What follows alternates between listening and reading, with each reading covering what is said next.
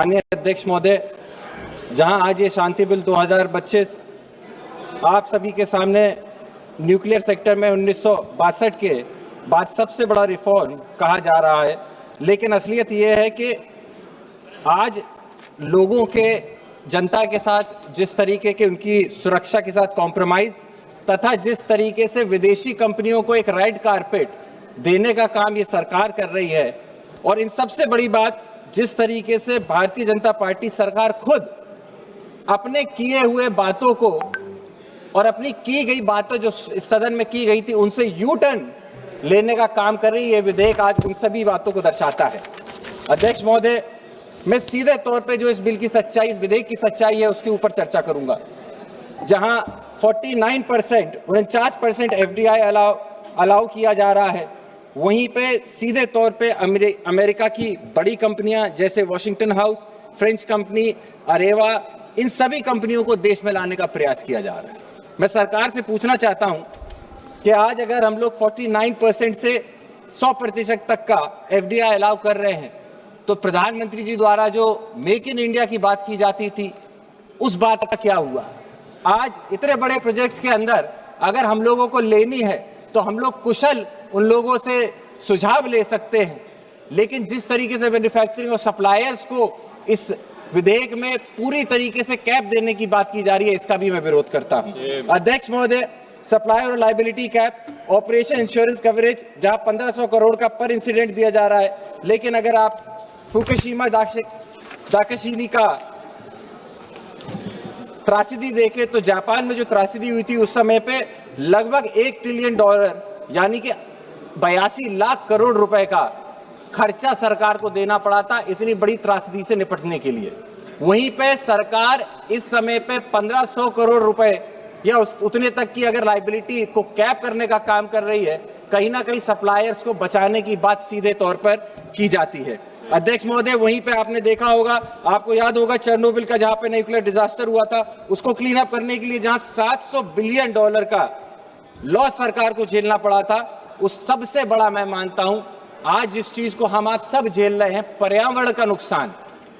Nuclear disaster के अंदर एक सबसे बड़ी चीज जो दशकों तक हमने देखी है, जिसका नुकसान हम लोगों ने देखा है, ह्यूमंस को, लोगों को झेलना पड़ता है, वो है डिजास्टर के बाद एनवायरनमेंट का नुकसान, जानवरों का जो होता है उनको नुकसान, और किस तरीके से आने वाले समय पे आपने देखा है कि समुद्रों के अंदर भी जो न्यूक्लियर वेस्ट होता है उसको छोड़ के जो समुद्र के जनजीवन होता है उसको भी सीधे तौर पे नुकसान पहुंचाया जाता है।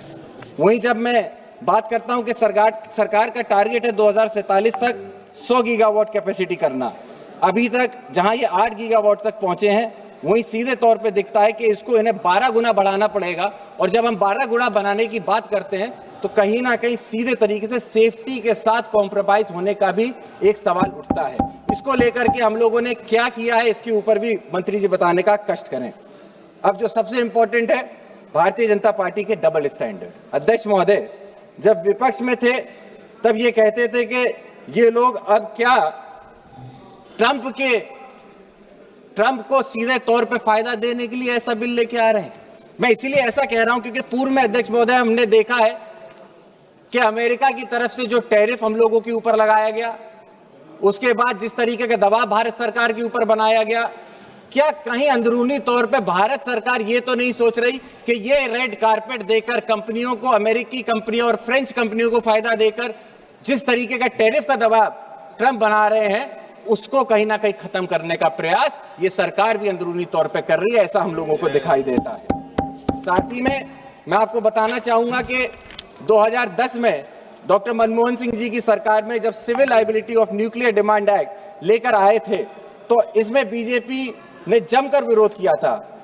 स्वर्गीय अरुण जेटली जी, जो उस समय में राज्यसभा के ऑपोजिशन के लीडर थे, उन्होंने 30 अगस्त 2010 में पार्लियामेंट में यह कहा था कि ऑपरेटर का राइट ऑफ रिसोर्स किसी रिटन एग्रीमेंट पर डिपेंड नहीं हो सकता है।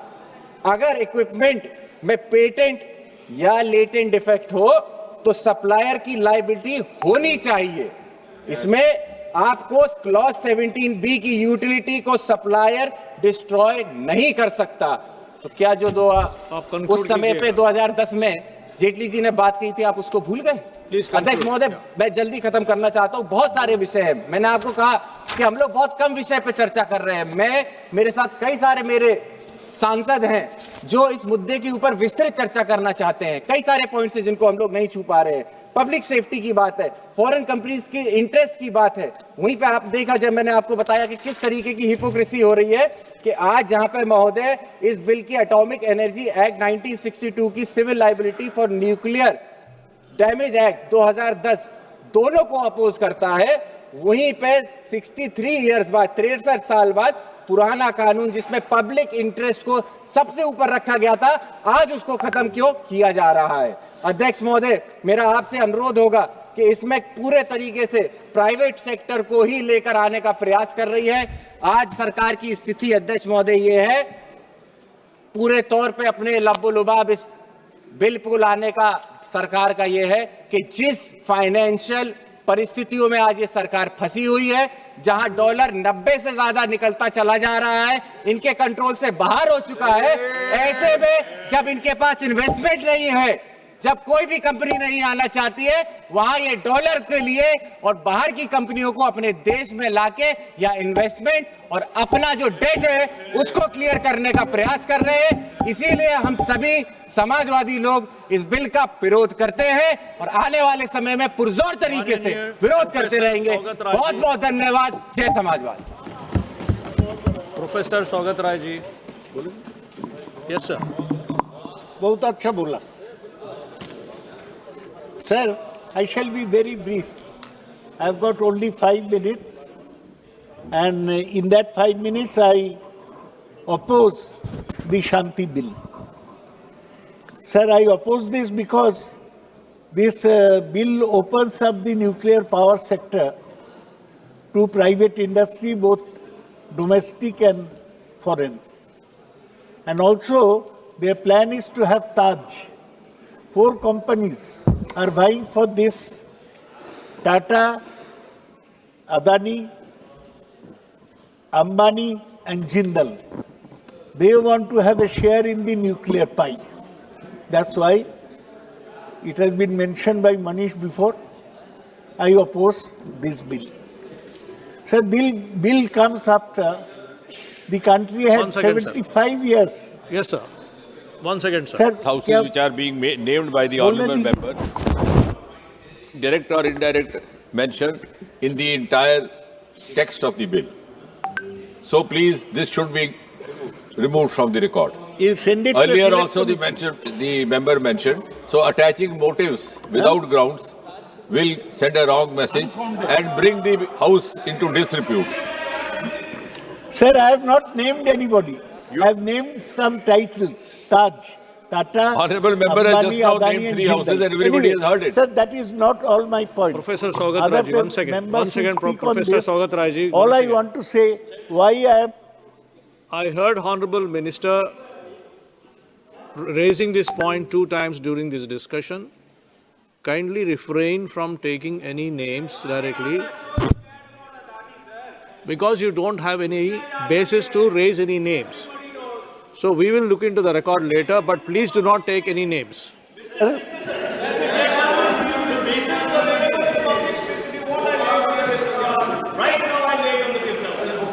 Rule doesn't permit, sir. The rule, sir, the rule doesn't permit, you know that. Yes, please go ahead, sir. Sir, the government is planning to have 100 gigawatts by 2047 through the nuclear route.